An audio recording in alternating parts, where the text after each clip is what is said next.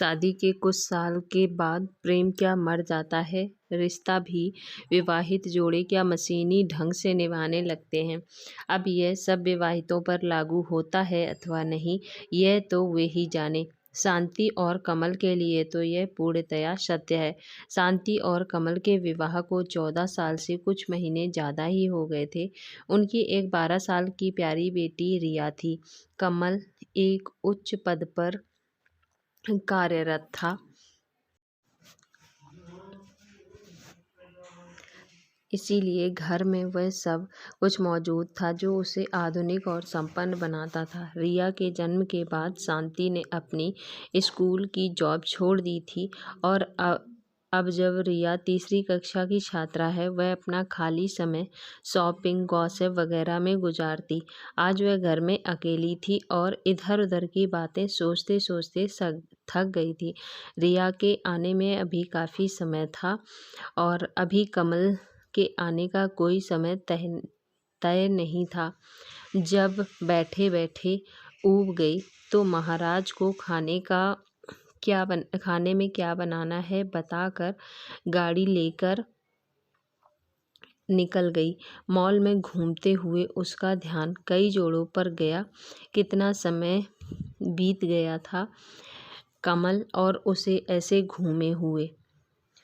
अब तो कमल रोमांटिक बातों पर हंसता है और फैमिली आउटिंग को टालता है। प्रेम भी वे मशीनी तरीके से करते हैं और इस प्रेम का दिन भी फिक्स हो गया है, रविवार की रात। अब तो हालत यह हो गई है कि रविवार की रात जब कमल उसकी तरफ बढ़ता है तो उसे उबकाई आ जाती है। वह कोई ना कोई बहाना बनाने की कोशिश करती। कभी कभी वह जीत जाती तो कभी कभी कमल जीत जाता। तब वह सोचती कि प्रेम क्या कभी तय करके किया जाता है? वह तो एक उन्माद की तरह आता है और सुख दे जाता है, लेकिन कमल को यह बात कौन समझाए? वह तो प्रेम भी अपनी मीटिंग की तरह करने लगा था। ऐसा पहले तो नहीं था। क्या उसे अपना बाकी जीवन ऐसे ही गुजारना होगा? मैडम, एक्सक्यूज़ मी, आप एक फॉर्म भर देंगी? एक युवक पीछे से उसके पास आकर बोला तो उसकी विचारों की तंद्रा भंग हुई और वह वर्तमान दुनिया में लौट आई। क्या है यह? हमारी कंपनी की स्पेशल स्कीम है। सभी फॉर्म में से एक सिलेक्ट होगा और उसे भरने वाले को 3 दिन और 2 रातों की मनाली का पैकेज मिलेगा। बाद में आना, अभी मैं बिजी हूँ, शांति ने उसे टालते हुए कहा। परंतु मैं बिल्कुल फ्री हूँ, कोई अचानक उनके बीच आकर बोला। तो शांति वह लड़का दोनों चौंक गए। अरे, यह तो राम है, उसके कॉलेज के दिनों का सहपाठी। शांति को याद आया, कितना स्मार्ट हो गया है यह लल्लू। फिर उस लड़के से उसका नंबर लेकर शांति ने उसे बाद में आने को कहा। उस लड़के के जाने के बाद शांति और राम मॉल में ही एक रेस्टोरेंट में बैठे तो बात करते करते कब शाम हो गई पता ही नहीं चला।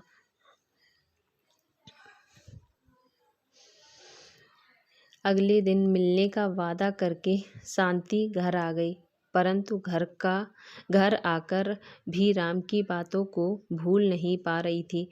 कितने दिनों के बाद किसी ने उसकी इस तरह से तारीफ की थी। रात में खाना खाकर अभी वह लेटी ही थी कि फ़ोन की घंटी बजी। फ़ोन राम का था। उसने सोचा कि राम को डांट दे कि अभी फ़ोन करने का क्या मतलब, परंतु वह नहीं कर पाई। उनकी बात जब खत्म हुई तो पता चला कि रात का 1 बज गया था। फिर तो यह रोज का सिलसिला बन गया। या तो वे दिन में मिल लेते या घंटों फ़ोन पर बातें करते रहते। शांति काफ़ी खुश रहने लगी थी क्योंकि राम और उसकी सोच काफ़ी मिलती थी। वह राम से उन सभी टॉपिक पर बात करती जिन पर वह अकेली बैठे सोचती रहती। फिर उसे लगता कि राम कमल से कितना अलग और कितना संवेदनशील है। ऐसा होने से दोनों ही एक दूसरे का साथ ज़्यादा से ज़्यादा चाहने लगे थे। एक दिन राम ने अचानक शांति को फ़ोन करके मॉल में बुला लिया और वह पहुंची तो राम बोला, शांति कल मैं अपनी कंपनी के काम से विदेश जा रहा हूँ, 5 महीने बाद आऊँगा। क्या इतने दिन? हाँ, लगेंगे तो इतने ही दिन। जाना तो मैं भी नहीं चाहता था, पर तुम तो जानती हो मेरे बिजनेस की प्रॉब्लम। नहीं नहीं राम, तुम ज़रूर जाओ, हम फ़ोन पर तो बात करते रहेंगे। शांति, मैं एक बात सोच रहा था। हाँ बोलो। जाने से पहले तुम्हारे साथ कुछ वक्त गुजारना चाहता था। गुजार तो रहे हो, ऐसे नहीं अकेले। कहीं तुम समझ रही हो ना? कुछ सोचकर शांति ने कहा, बोलो कहाँ चलें? तुम कोई सवाल मत करो, बस चलो। मुझ पर तुम्हें भरोसा तो है ना? चलो फिर चलें।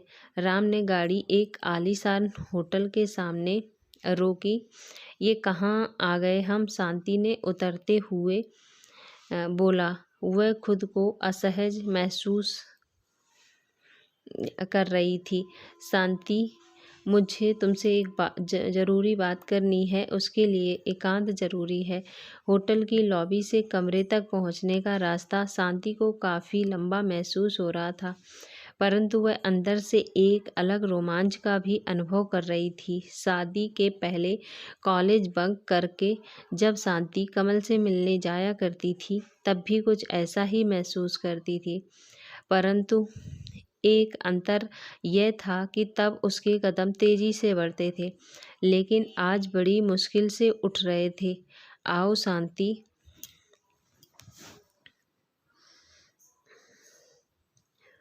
पर कमल, ये तुमने दूसरी बार पूछा है। ऑफ कोर्स हाँ यार, ना होता तो। यहाँ तक आती क्या? अंदर पहुंचकर राम ने शांति को बिस्तर पर बैठाया और खुद उसके घुटनों के पास नीचे बैठ गया। यह क्या राम, तुम यहाँ क्यों बैठ रहे हो? मुझे यहीं बैठने दो शांति, क्योंकि मुझे जो कहना है वह मैं तुम्हारी आंखों में आंखें डालकर कहना चाहता हूँ। ऐसा क्या शांति? तुमसे मिलने से पहले मैं सोचता था कि मेरी ज़िंदगी यूं ही कट जाएगी, ऑफिस से घर व घर से ऑफिस, और एक ऐसी बीवी जो मुझसे ज़्यादा किटी पार्टी और शॉपिंग में रुचि रखती है। मैं शायद अपने दोनों बच्चों की खातिर जी रहा था यह ज़िंदगी, लेकिन तुम मिली तो सब कुछ बदल गया। हम दोनों शादी की बेमज़ा ज़िंदगी में कैद हैं, इसलिए मैं तुम्हें अपना बनाना चाहता हूँ। शांति ने इस क्षण के लिए आने के बारे में सोचा ना होगा, ऐसा ना था। वह सोचती थी कि जब यह क्षण आएगा तो वह रोमांचित हो जाएगी। जो खालीपन उसकी शादीशुदा जिंदगी में आ गया था, शायद वह भर जाएगा। परंतु यह क्या, राम का पास आना उसे बिल्कुल अच्छा नहीं लगा। उसे ऐसा लगा जैसे कमल की कोई बहुत प्यारी चीज़ राम उससे छीनना चाहता है और वह ऐसा होने नहीं देना चाहती। उसी पल उसको यह भी एहसास हुआ कि अंदरूनी रूप से तो वह भी कमल से दूर हुई ही नहीं थी। एक झटके में वह राम को पीछे करके खड़ी हो गई। क्या हुआ शांति? मुझसे कोई भूल हो गई? भूल नहीं राम, हुआ तो यह है कि तुम्हारी वजह से मैं समझ पाई कि मैं कमल से कितना प्यार करती हूँ। हमारी शादी में एक अल्प विराम जरूर लग गया था, परंतु प्रयास करके मैं उसे हटा दूंगी। अल्प विराम को पूर्ण विराम समझने की भूल से उबारने के लिए धन्यवाद भगवान जी। राम को जड़ छोड़कर शांति होटल से बाहर आ गई और ऑटो में बैठकर उसने 3 फ़ोन किए। पहला टूर पैकेज वाले लड़के को और उससे मनाली की अगले हफ्ते की बुकिंग करवाई। दूसरा अपनी माँ को, ताकि रिया उस हफ्ते किसी भरोसेमंद के पास रहे। और तीसरा फ़ोन उसने कमल को किया। कहानी पसंद आई हो तो लाइक करें, चैनल को सब्सक्राइब भी करें।